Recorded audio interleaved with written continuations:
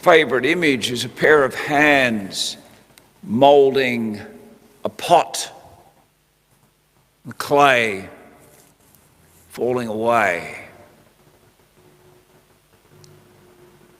On his afternoon stroll, Jeremiah was led by the Lord to the house of a potter. This experience is interesting. It comes from a friend of mine. He said, "I watched a blind potter in Jerusalem. He sat at his wheel, busily turning it with his feet, moulding his pot by the touch of his hands, smiling lovingly and imaginatively as the pot grew into the shape he intended to create. The floor was littered with discarded and distorted bits of clay. Perhaps Jeremiah observed something similar to that. The Lord God wanted to teach him something on his afternoon stroll. What did he learn? What did Jeremiah learn? We saw he was in a funk yesterday, quite despondent. Well, when the clay goes wrong, the potter starts afresh.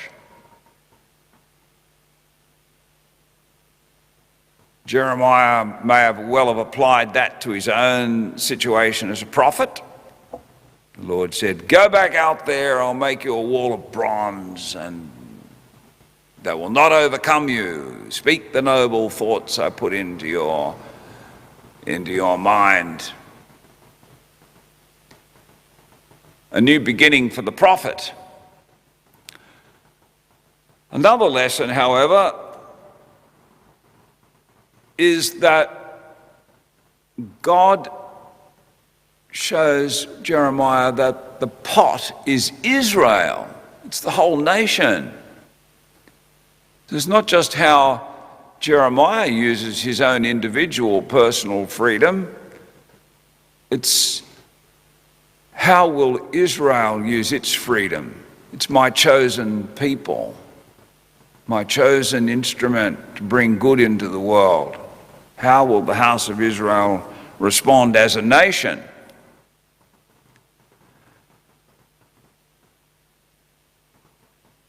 What does the Lord wish to teach us today?